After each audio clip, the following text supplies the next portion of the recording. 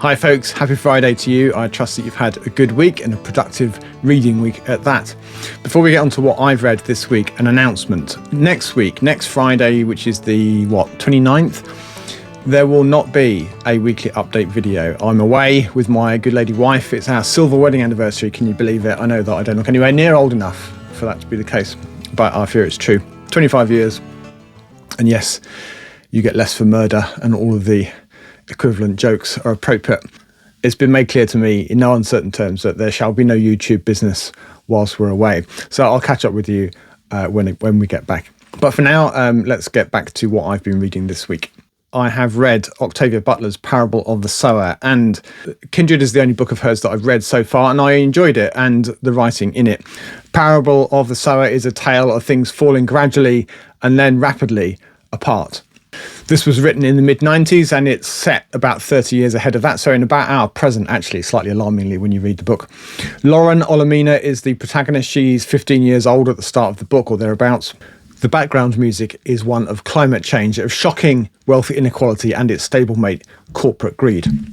Lauren is fortunate. She lives in a suburban cul-de-sac neighbourhood. It's about 20 miles north of Los Angeles. And the residents have walled it off. The residents of this, something like 11, 12 houses, something like that. It's a small neighbourhood. And the families are mostly black or Hispanic, and then with a smattering of white folks. And they're relatively well off, certainly compared to the folks that are outside the walls. Lauren has hyper-empathy through which she experiences the pain and the pleasure, but it's mostly pain, of others. Outside the walls, it's dangerous. There are desperate, hungry people all over the place. There are a lot of guns and there are packs of dogs run wild. So the book starts around now in late 2024, which, as I say, is a little bit on the nose. Lauren is frustrated that her community can't see how this is all going to end. She foresees the outside, the dangerous outside, coming in and taking what they have and perhaps injuring or killing them in the process. She starts to advocate for prepping to be ready, but she's just a kid and everyone either ignores her or complains about her. And although her father does listen to her, the general sense is, what the hell does she know? She's 15. In parallel to all of that, she's been formulating ideas on her own time that form the basis of a philosophy, of a religion, we might say. And that philosophy is called Earthseed. It's her view that change is inevitable and God is the change, but as humans, we can shape that God, we can shape the change, we can shape the outcomes. And she believes that our ultimate destiny is to take root among the stars. And that's the heaven of this faith, if that's the right word for it. So, she's a kid, she's writing it down, scribbling it down, but that does become important as the book proceeds. As time goes on, and this is still in the early part of the book, as time goes on, it gets wilder and wilder outside, and there are some incursions into the neighbourhood, some robberies, and even a couple of deaths. Ultimately, as Lauren predicted, there is a crescendo of violence and the neighbourhood is scattered, what's left of them, and they're forced to go on the run. And the majority of the book then follows Lauren and her small group as they journey north to try to find sanctuary and safety. You know how I like an end-of-the-world tale, and there are further details of this fall as we go, this breakdown of law and order. There's slavery, there are roving gangs of drugged-up arsonists, there are shootouts, and even a bit of cannibalism. I enjoyed Lauren as a character and the journey that she goes on, both geographical and in her own maturity and in her own leadership. Her hyper-empathy was an interesting component of the story, and it really creates some real practical difficulties. If you're out in the wild, in the dangerous wild, surrounded by cannibals, and you need to hit someone over the head or shoot them, but you feel their pain, then you're pretty quickly going to be out of the fight. And she has to navigate those difficulties as they're on the road. As they proceed north, and she shares the Earthseed philosophy with more people as they begin to trust a little bit more as they head further north and help other people, then I really felt invested in the group's hopes and the perils that they encounter. I really enjoyed it, and I'm looking forward to reading the follow-up, Parable of the Talents, which I gather focuses on religious fundamentalism and a political movement which has the catchy slogan, "Make America Great Again," which is pretty good, and I think someone should use it. Next, for a total change of scene, I read China Mountain Zhang by Maureen F. McHugh.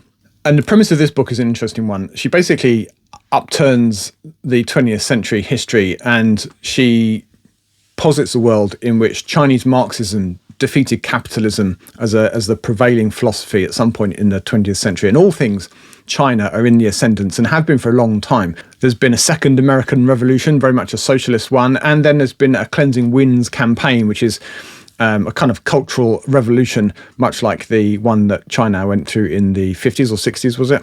But that happened in the USA. Raphael Zhang, who also has a Chinese name which roughly translates as China Mountain Zhang, hence the title of the book. And he's a young man, he's gay, which is accepted in the US, but certainly not in China. And he's living in Brooklyn. He's half Chinese and half Hispanic, but he can pass as what's known as an ABC, or American-born Chinese. And in a world where China is top dog, that has its advantages. In this book, there is no plot as such. Nothing much really happens, you could argue. It's more of an exploration, a series of glimpses of what life is like in this very different world. I thought that McHugh writes with a painterly touch and is very vivid and interesting. And really, it's a tale of the maturing of Raphael. It's his transition from drifting and underachieving to being a useful, successful person in this society. And it's filled out with other vignettes following different people with whom Raphael has, in some cases, direct encounters, in some cases, very peripheral encounters. And it's all very loosely connected. There's a section on Mars, which is interesting. And I enjoyed the contrast between China, where Raphael studies for a few years, and it's the centre of the world, and this America, which is relatively unsophisticated in comparison. For a book where nothing much happens, I was pulled along very nicely by McHugh's writing and the remarkable vision that she brings to life in this book. I enjoyed it very much, and I'm going to look out for some more of her writing. Although I don't think she was an especially prolific science fiction author. But this was excellent. I'm really pleased I've read it. Next is another book that I enjoyed very much this week. It's Nina Allan's The Rift. This is set partly in the 1990s and then about 20 years later. The Rift tells the story of two sisters, Selina, who's about 15, and Julie, who's 17 or 18 at the start of the book. They're living a pretty ordinary, mundane life in the suburbs in England somewhere. Their parents have a somewhat unhappy marriage. One day, Julie goes out, ostensibly to visit a friend, and she says bye-bye and is never seen again. There's a police investigation, but it's unsolved. It becomes a cold case, and Julie is presumed dead. There's a period of grief, of mourning, and the terrible pain of not knowing what happened to your daughter or your sister. And the rest of the family each handles it very differently. And then out of the blue, 20 years later, Julie phones Selina. Hi.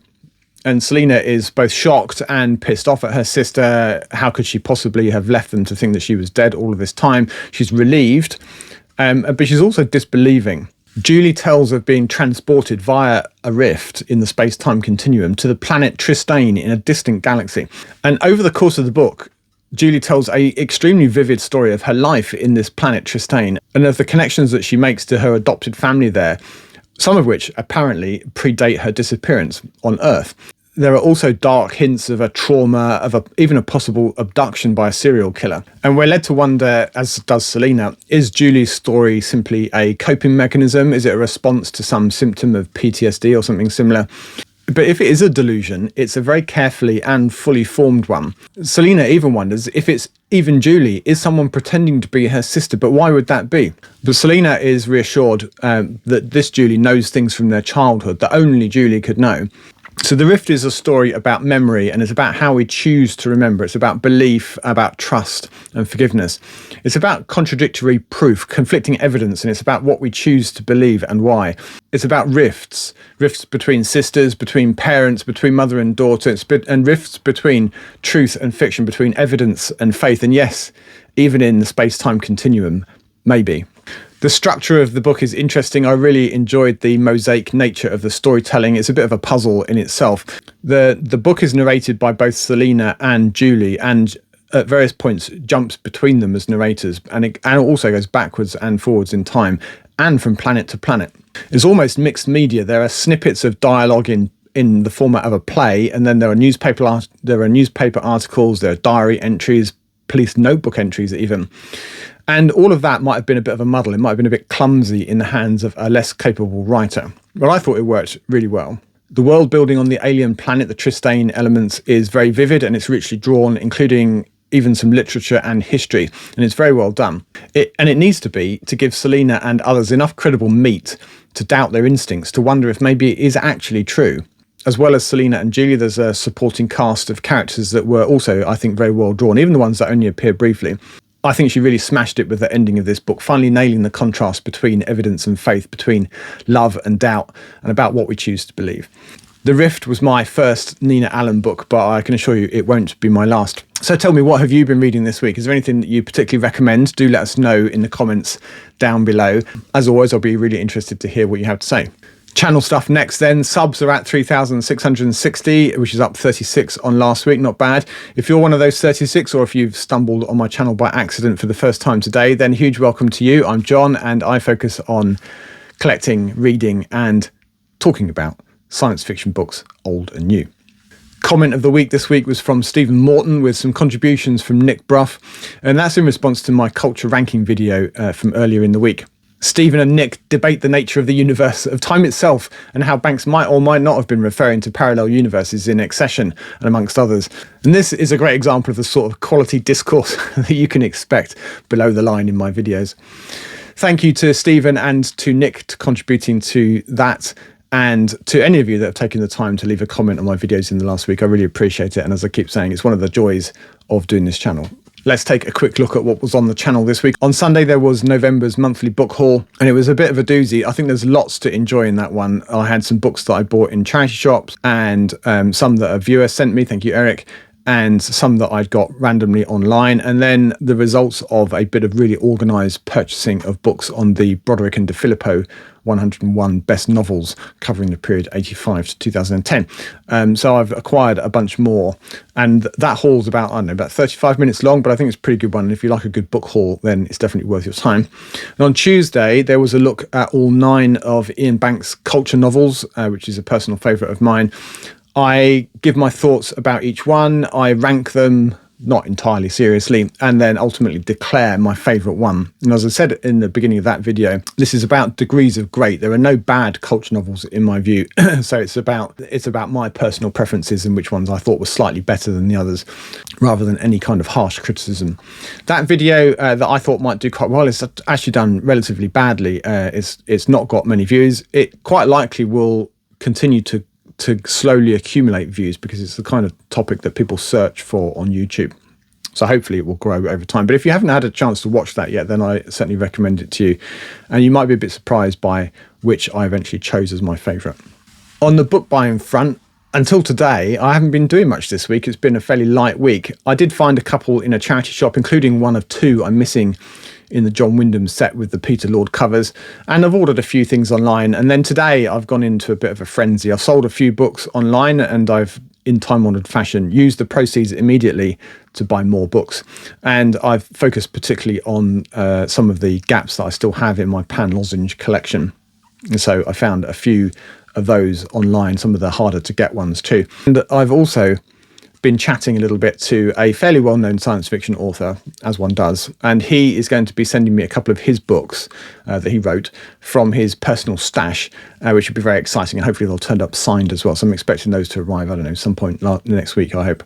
So despite me saying that I didn't think I was going to be doing a haul video in December, as it currently stands, my to be hauled pile has 24 books on it, but there are quite a few more on the way.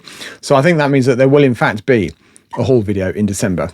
I haven't really watched much in the way of BookTube this week that I find particularly noteworthy, so there's nothing for me to share with you there this time. But we can take a look ahead. On Sunday, I'm aiming to have the first look at the results from the inaugural survey of our favourite science fiction books. I think that will probably be in the form of a top 75, or if I think that's going to take too long, a top 50.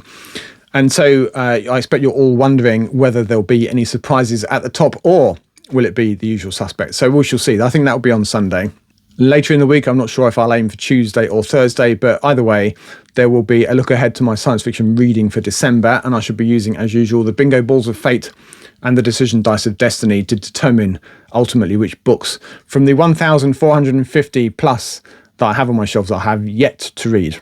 A little bit longer range, once I get back from my weekend away, there will be a look back at my reading during November, in which I will rank the books and declare a book of the month. And in the first couple of weeks of December, I'm hoping to have a look at 10 great hard science fiction books.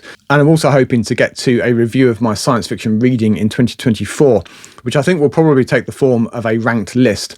And there will be, by then, 140 or more books to look at, so that one might be quite a long one. I think I mentioned last week that I'm brewing an idea for a look at 100 years of space opera, and I haven't got much further with that other than collating some potential sources. So I think that one realistically is not going to appear until the new year, and I might wait till January is over, because January tends to be a pretty quiet period on BookTube. Let's take a little look at what I should be reading in the coming week. On audiobook, I'm about halfway through The Engines of God, which I'm quite enjoying. That I should finish this coming weekend. And if I do, I should move straight on to completing The Empire in Black and Gold, which I started at the beginning of the month, and I've still got about a third of it to read. And then in actual book, I've just started The Wanderer by Fritz Lieber with the Perky Cat Ladies. I'm only 2 or 3 chapters in, so I've no idea what's going on, although the planet is about to arrive, I think. That is the Wanderer of the piece. And then when I finish that, assuming I get it done, then I'm going to read Off Planet, which is a collection of 6 or 7 short stories by the man himself. And if I finish that, and I probably will get a bit of reading done whilst I'm away with my good lady wife, I hope I will be able to finish The Martian Race, and that will polish off all of my planned reading for November. As usual, thank you for watching. Have a wonderful weekend. And if you're in the US, have a happy Thanksgiving next week. Thank you for watching. And until next time, goodbye for now.